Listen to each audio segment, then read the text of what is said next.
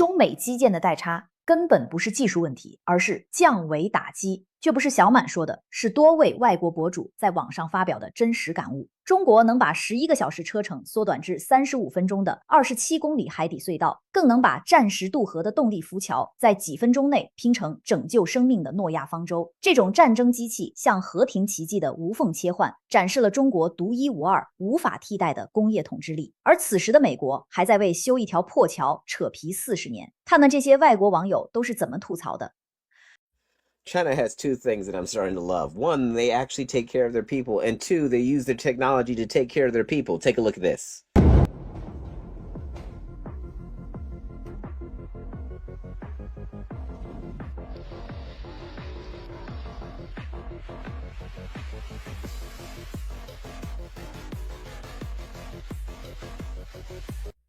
You see, that is a reuse of existing technology in a new way in order to save people from flooding, because China is being hit with all kinds of atmospheric issues that are actually being felt around the world. You have crazy heats in the east coast of the United States. You have typhoons and tornadoes in China. What are we going to do, y'all? Our technology is supposed to help us. Unfortunately, those in power only really care about the money. We can fix this, and we can fix this today if we start working together. You will never know how insane China's industrial power really is. Guangxi this week, 6,000 students trapped in a flooded school. 3 days, no power, no way out. Then this thing shows up. A green steel platform 60 meters long, gliding around the corner of the building. Students started screaming. Turns out, it's not a boat. It's called a power pontoon bridge, built from floating modules that snap together like Lego. Except every single block has its own engine, assembled on site in minutes. 60 tons of capacity, 500 people, one trip. And the team running it? A state engineering company, formerly a paramilitary water and power corps. Same discipline, different uniform. Here's the crazy part. This exact machine in wartime carries battle tanks across rivers. In peacetime, it just carried 6,000 kids out of a flood. One system, two jobs. That's what a real industrial supply chain looks like. 6,000 students under 20 hours. I'm Ling, your tech insight analyst from China. Did you know that China actually built a 200-foot tall air purifier that actually cleans the sky? Let's talk about it. So this right here is the huge tower. It looks like a big pillar. This is in the city of Xi'an in China. And this thing actually cleans 10 million cubic feet of polluted air every single day. So by now you're probably wondering how this pillar-looking thing cleans that much polluted air. Well, it starts off with the polluted air being sucked into greenhouses surrounding the base of the tower. Then solar power is used to heat the air up, and as the hot air rises up through the tower, it's cleaned by multiple layers of filters. And in no time, all that polluted air that was received through the base level is now clean air that gets emitted out of the top of the tower. Now, because of the amazing technology behind this, it has actually reduced pollution in the area 15% to 18%. And this right here is actually just the prototype. So just imagine when they actually get the technology finished. I mean, could you imagine one of these in every single polluted city? I'd like to hear in the comments below what you guys think about this, and I'll see you guys in the next video. Bye. And do you know why it feels like China is progressing much faster as a country than the United States of America?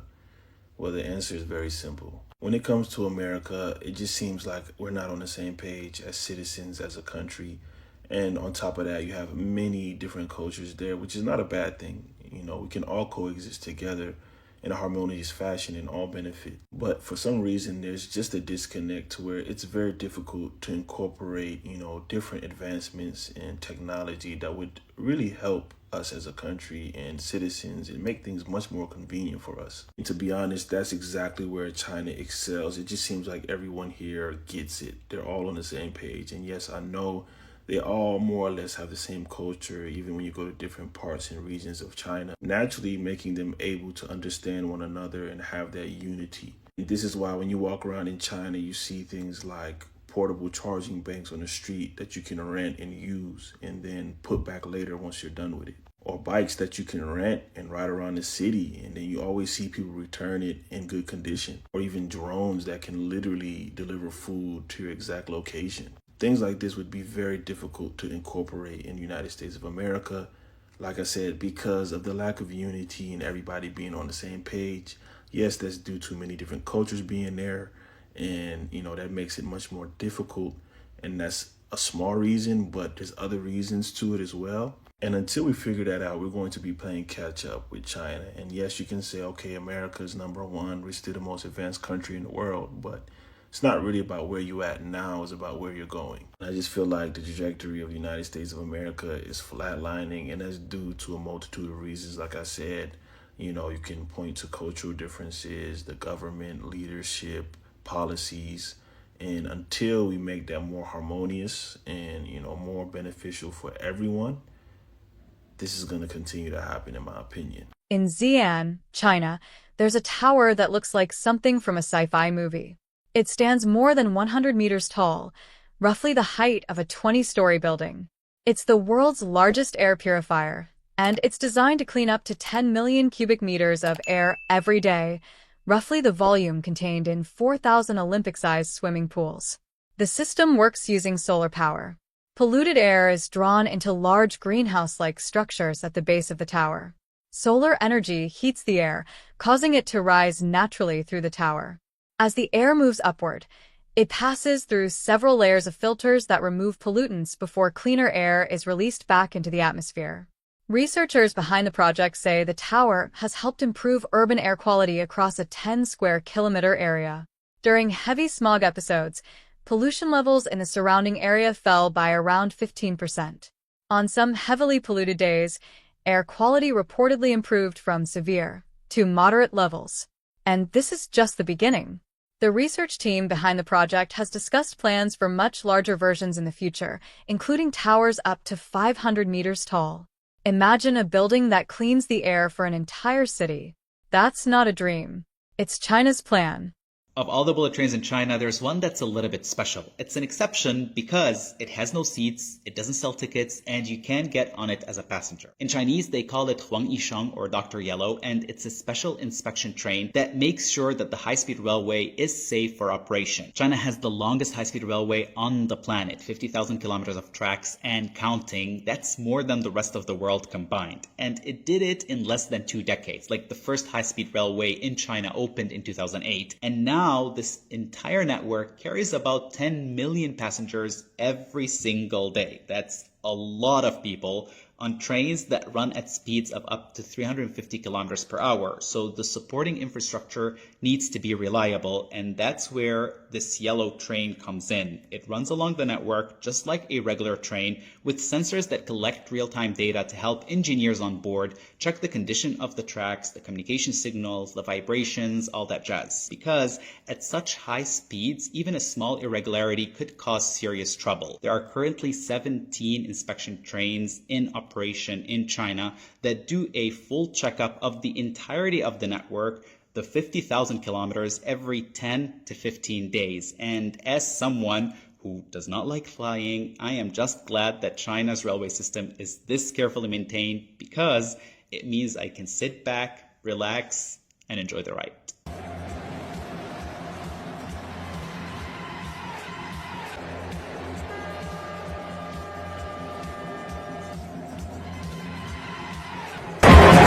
This thing I've ever seen in my life. It was zoom, zoom, zoom, zoom. Oh, look at it! Oh my god!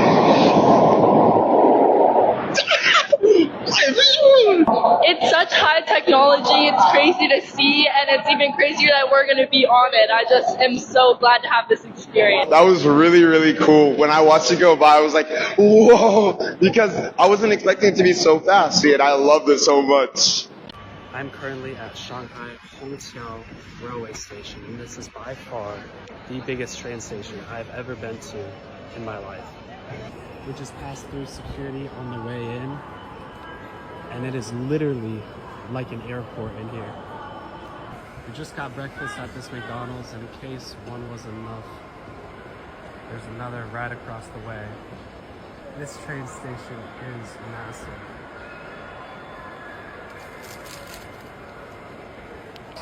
So now we're boarding. We either board between 4A or 4B. So to check in, all you do is scan your passport. A train.